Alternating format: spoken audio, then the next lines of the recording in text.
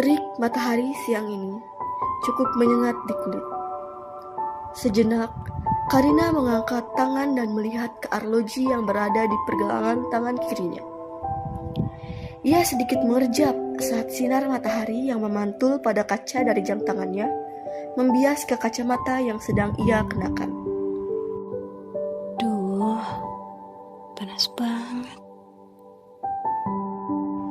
Karina berjalan perlahan di perkomplekan menuju rumah dengan wajah yang terus menunduk ke arah aspal yang tampak gersang seolah sedang terbakar cahaya matahari. Sejurus memandang, Karina melihat seorang anak sedang berjalan terengah-engah dengan tas selempang berwarna hitamnya yang terlihat cukup berat. Anak itu terlihat menekuk wajahnya. Mungkin ia juga merasakan sensasi terik matahari yang luar biasa panas di siang ini. Karina pun mempercepat langkah kaki dan menghampirinya.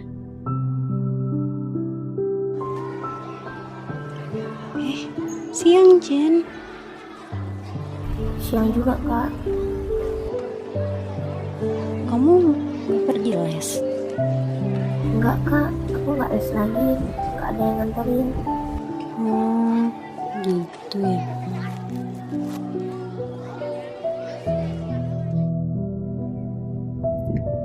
Karina tidak meneruskan percakapan mereka. Takut menyinggung kesedihan anak itu yang sudah berlalu sepekan ini. Kebisuan kembali menerpa keduanya saat berjalan bersama menuju rumah yang memang searah. Degup jantung Karina berdetak seolah tak beraturan setiap kali ia membuka mulut pada anak yang sekarang duduk di bangku kelas 1 SMP ini. Apa karena garis wajahnya yang begitu mirip? Jelas, mereka masih sedarah, sehingga Karina pun merasa gugup di dekatnya. Tak terasa, mereka pun sampai pada rumah bertingkat bercat putih, yang terparkir 2 motor dan 1 mobil di halaman depan rumahnya. Salah satu motor milik anak sulung keluarga itu, yang kini sudah tiada. Kak, aku duluan ya. Baik, Kak. Iya. Bye, Jen. Karina kembali melanjutkan langkah menuju rumah. Hatinya masih terasa linu, mengingat kejadian seminggu yang lalu, dan membuat penyesalan terbodoh dalam benaknya pun kembali muncul. Karena terlalu tenggelam dengan pikirannya, tanpa sadar, Karina sudah memasuki kamarnya yang berada di lantai 2. Sejak kapan aku ada di kamar ya? Aku benar-benar jalan tanpa sadar. Capek banget hari ini. Karina merebahkan tubuh di atas tempat tidur untuk melepas lelahnya. Ia melepas kacamatanya yang melekat sejak tadi. Dengan posisi terlentang, ia membentangkan pandangan menatap penuh pada langit-langit kamar. Entah halusinasi atau alam bawah sadarnya yang benar-benar rindu, sampai ia seperti melihat sosok yang pernah menjadi pujaan hatinya tersenyum ke arahnya. Bodoh.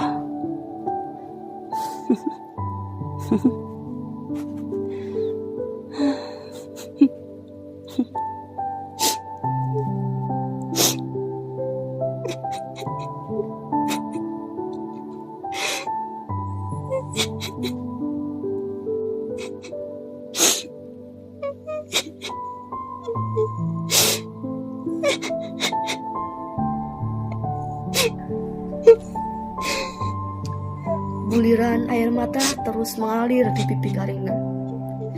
Rasa sesak yang menyeruak seakan membuatnya sulit untuk bernafas.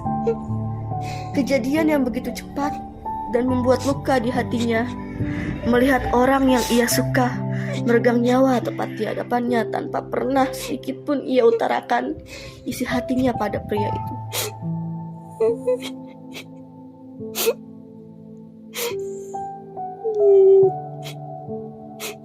Aku kangen kamu. Andai aku bisa memutar waktu, izinin aku cuma buat sebentar. Mutiara ini isi hati aku, Jen.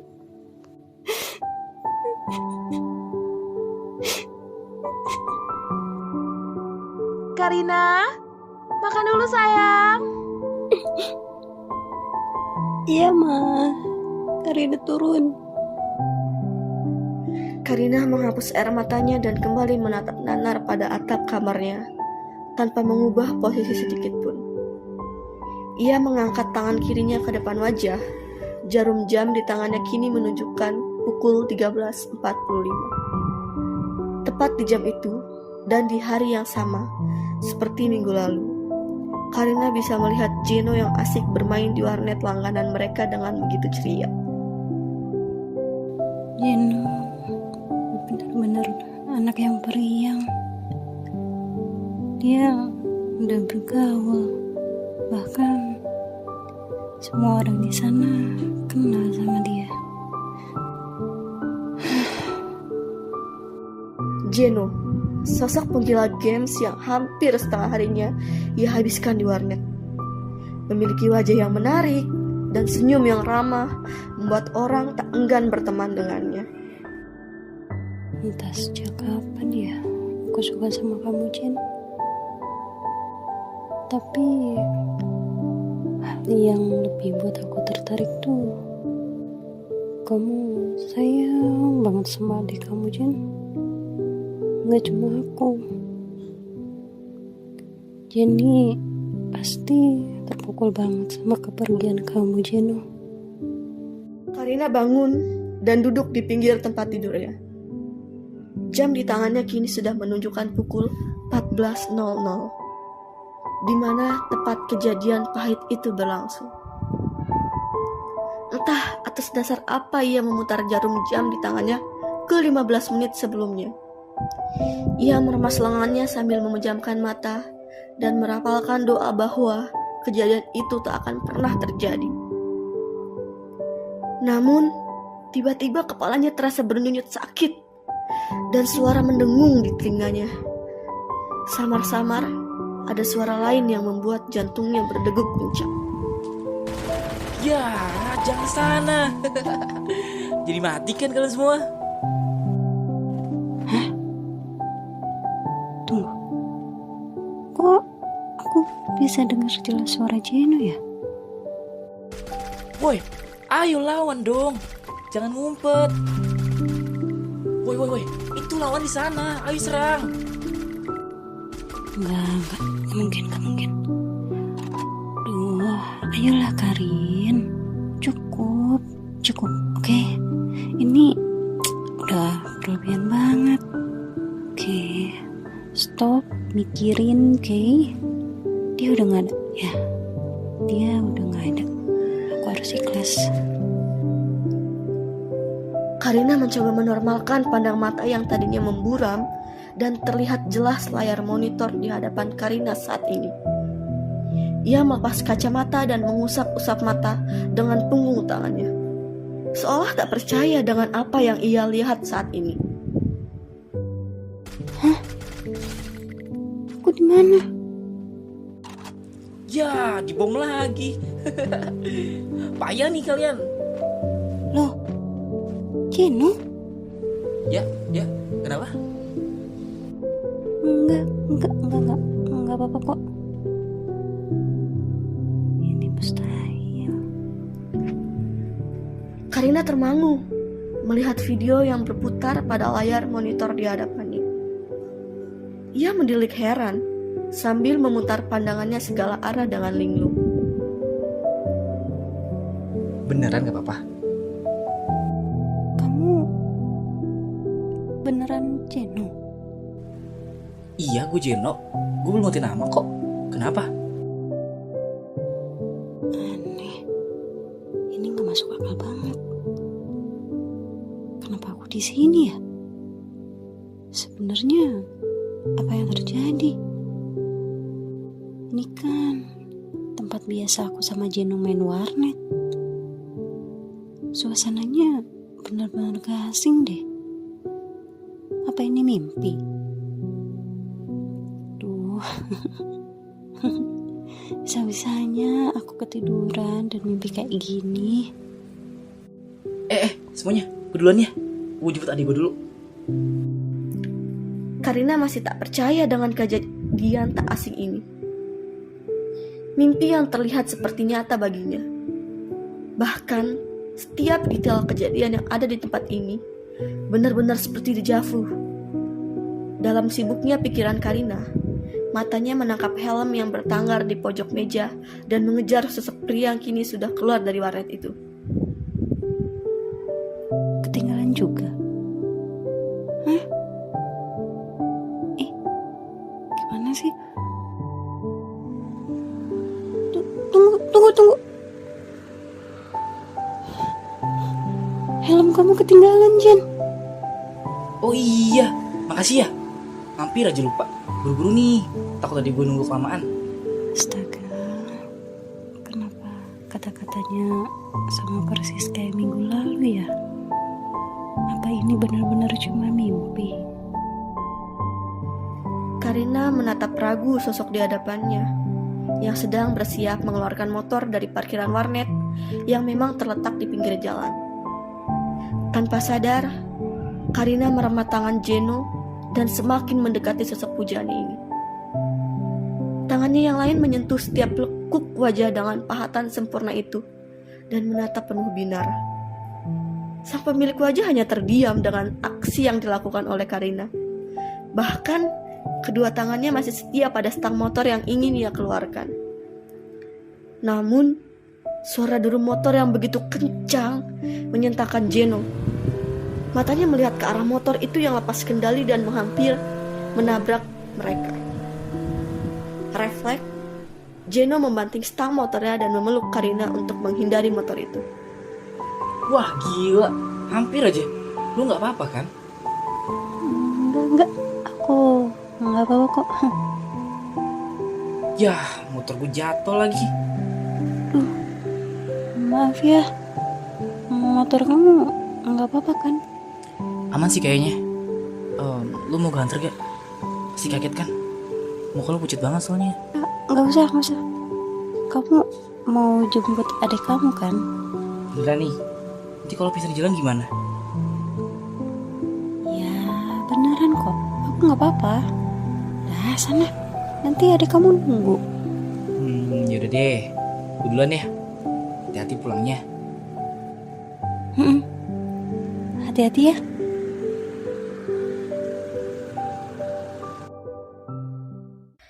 Karina mencoba menormalkan pernapasannya setelah menatap jauh kepergian Jeno dengan motor metik berwarna merah kesayangannya. Pikirannya benar-benar kalut. Ini terlalu nyata bila dinyatakan sebuah mimpi.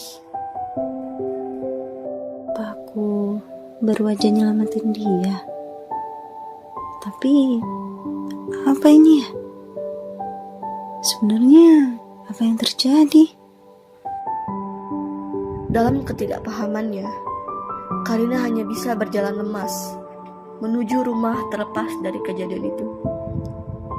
Pikirannya berkelit sambil mewaspadai sekitarnya. Ia pun sampai di rumah, melihat dan meraba setiap ruangan dari dinding hingga sofa. Tangannya semakin gemetar saat merasakan setiap suhu pada benda-benda yang ia sentuh. Ia melihat kalender sobek milik mamahnya di ruang tamu. Matanya membulat melihat angka yang justru menunjukkan tanggal yang mundur. Karina menjauh dari tanggalan sobek itu. Namun, justru menabrak meja yang terdapat vas bunga hingga jatuh dan pecah.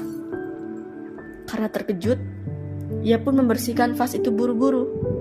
Alhasil, jarinya tergores luka sayatan dari pecahan vas hingga berdarah.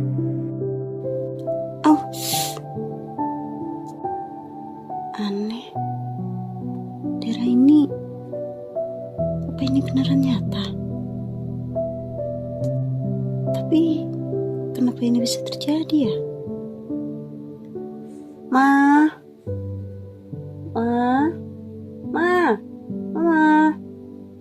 di mana? Karina setengah berlari ke arah dapur, berharap menemukan sosok mamahnya. Namun nihil, ruangannya tampak kosong. Jelas hal itu membuat Karina semakin kalut. Untuk menormalkan diri, Karina pun duduk di kursi meja makan, melupakan luka yang ada di tangannya saat ini. Semua tampak tak berbeda dengan minggu yang lalu. Rina, Rin, kamu sudah pulang. Mama? Mama dari mana? Mama habis belanja sayang. Kamu kenapa? Kok pucat banget gini mukanya? Ini lagi, tangan kamu berdarah kenapa? Nih, beneran Mama kan? Iya, kamu kenapa sih? Kamu sakit? Ada yang jahat sama kamu? Di luar juga, siapa yang pecahin vas bunga Mama? Maaf, itu tadi Karin mah. Karin pusing banget tadi, makanya nabrak meja deh. Karin mau bersihin, malah kena pecahannya nih. Tapi kamu benar-benar gak apa-apa kan? Oh iya Rina, tadi pas Mama mau pulang belanja, Mama ngeliat kecelakaan di perempatan jalan mau ke arah rumah kita. Beneran mah? Kecelakaan apa? Motor metik warna merah yang ngendarain sama yang diboncengin meninggal. Kayaknya mukanya gak asing deh, masih tinggal di komplek kita. Nah, itu ambulannya lewat. Kayaknya anaknya Pak Li. Kamu kenal gak? Karina tercekat. Ia tak bisa menutup mulutnya saat mobil ambulan melintas melewati depan rumahnya. Ambulan itu berhenti tepat di depan kediaman rumah Pak Li. Karina berjalan keluar untuk lebih memastikan. Dari kejauhan ia bisa melihat dua sosok mayat sudah berbaring kaku dikeluarkan menggunakan tandu. Seketika, tubuh Karina melimbung. Ia tak tahan bila harus terus melihatnya dan memilih kembali ke kamar dengan berjalan cukup lemas. Kenapa? Aku kira aku bisa menyelamatin Jeno.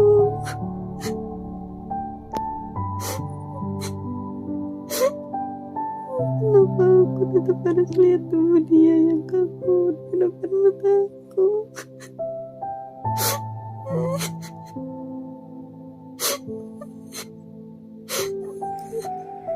Karina terduduk lemas di pinggir tempat tidur.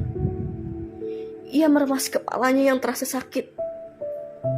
Namun, suara jarum jam dari arloji di tangannya yang bergerak per detik itu mengalihkan Karina. Ia meredamkan tangisnya dan menatap nanar pada jarum jam itu. Saat ini, jarum jam di tangannya pukul 14.25. Sekilas ingatannya kembali pada kejadian yang pernah ia lakukan sebelumnya, hingga ia bisa kembali pada masa ini. Tangannya kembali bergerak untuk memutar arlojinya pada waktu sebelum, lalu memejamkan matanya, berharap semua asumsinya itu benar.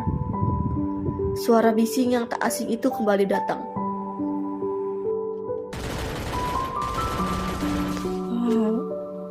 Karena Gemini ya? Semuanya, gue duluan ya. Gue jemput adik gue dulu.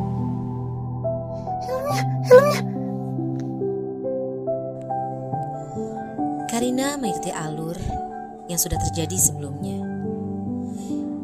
Ia memperhatikan setiap detail kejadian, memeriksa semua kendaraan Jeno yang sebelumnya terjatuh. Meski menatap heran, Jeno hanya tersenyum dan mengucapkan terima kasih. Gue duluan ya. Hati-hati pulangnya. Apa ini udah aman ya? Apa aku bisa nyelamatin dia kali ini? Karina berjalan perlahan menuju rumahnya. Bahkan sengaja memperlambat langkah kakinya untuk sampai di rumah. Bahkan tak jarang menoleh ke belakang mencari sosok yang ia mau. Suara klakson cukup membuatnya tenang karena baru saja Jeno melewatinya bersama Jenny, adik kandung Jeno. Akhirnya mereka pulang. Aku harus cepat pulang juga. Mama.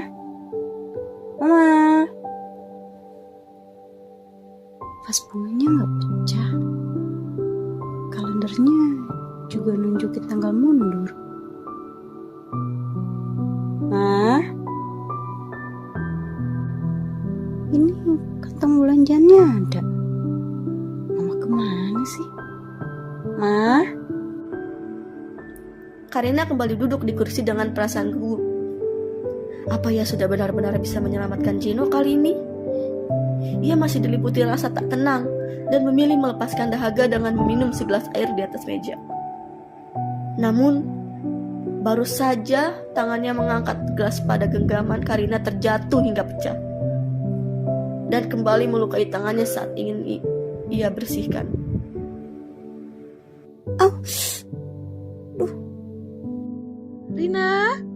Rina, kamu sudah pulang? Ada kebakaran, Rin. Mama tadi habis ngobrol di rumah Bulia. Tiba-tiba ada suara ledakan di rumah kediaman Pak Li. yang bener mah. Iya, coba kamu lihat. Ini apinya lagi coba dipadamin sama warga. Mereka juga lagi panggil pemadam kebakaran. Karina kalap, berlari keluar tanpa alas kaki, melihat kobaran api yang melahap habis seisi rumah, bahkan seluruh penghuninya. Keluarga Pak Li pun dinyatakan meninggal karena hangus terbakar. Kenapa jadi kayak gini? Apa arti semua ini? Apa Tuhan terus sengaja ya nunjukin kematian sama aku? Pikiran picik terus berputar di kepala Karina. Ia pun segera berlari ke kamar dan menghampiri, membanting arloji yang ia kenakan. Di sela kekalutannya, wajah Jeno yang tersenyum ke arahnya kembali terbayang. Tangisnya pun kembali pecah dan perlahan memutar jarum jam pada arlojinya, meski dengan perasaan bimbang yang berkecamuk. Aku harus cepat-cepat nyelesain ini biar Jeno nggak lebih sakit lagi dari ini. Tunggu Jen, helm kamu ketinggalan. Oh iya, makasih ya. Hampir aja lupa. Buru-buru nih, takut tadi gue nunggu kelamaan. Jeno, Iya, aku suka sama kamu. Aku udah lama suka sama kamu, Jen. Aku suka banget sama kamu, Jen. iya Karina. Terima kasih ya udah suka sama gue. Gue pergi ya, Rin. Jangan sedih lagi. Sampai ketemu nanti saat benar-benar bisa ketemu.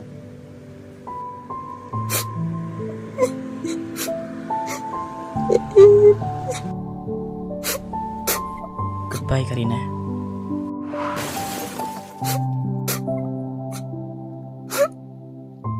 Jeno.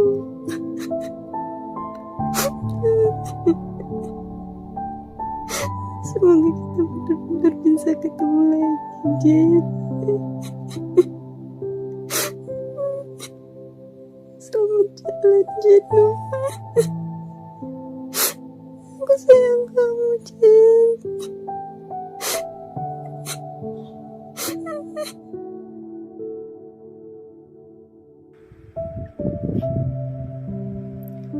Sepekan telah berlalu. Karina menjalaninya penuh lapang dada dari sebelumnya. Setidaknya, ia diberi kesempatan untuk mengungkapkan perasaan seperti apa yang ia harapkan. Siang Kak Karina. Siang juga, Jen. Kakak baru pulang Iya nih. dari warnet ya, Kak? Enggak. Kakak habis dari rumah teman. Ada tugas kelompok tadi. Oh, kirain. Berarti aku salah dong. Kak, mau dengar cerita Jenny nggak? Iya. Kenapa, Jen? Tapi kakak janji jangan anggap cerita aku nih bohong. Ya iya. Percaya deh sama kakak. Emang kamu mau cerita apa sih? Aku ketemu Kak Jeno. Beneran, Jen? Iya Kak, jam ini Kak, di tangan aku ini. Ini Kak Jeno yang beli buat aku. Dan yang bawa aku kembali ketemu sama Kak Jeno. Walau aku gak bisa buat Kak Jeno tetap sama aku, tapi aku gak nyesel lagi.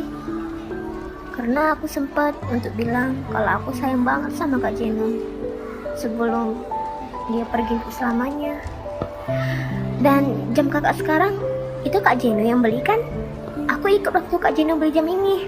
Katanya buat hadiah ulang tahun kakak dulu yang kakak rayain di rumah kakak. Ingat nggak? Kak Jeno seneng banget jamnya kakak pakai terus. Loh, jam ini dari Jeno? Hal yang sudah terjadi tidak akan pernah bisa kita berbagi. Dan jika kita diberi kesempatan, pergunakan kesempatan itu dengan baik. Jangan melakukan hal yang sia-sia, dan jangan mencoba menentang takdir. Ungkapkan apa yang ingin kalian utarakan selagi bisa, sebelum kalian menyesal selamanya. Karena penyesalan akan selalu datang terlambat. Time Machine. Cerita dan naskah oleh Gita. Pengarah suara dan editor Gita dan Valen. Sutradara dan ketua klub Valen Karina diperankan oleh Luce. Jeno diperankan oleh Jamal. Jenny diperankan oleh Ele. Mama Karina diperankan oleh Zelena. Dan sampai jumpa di cerita berikutnya. Salam Tekalog.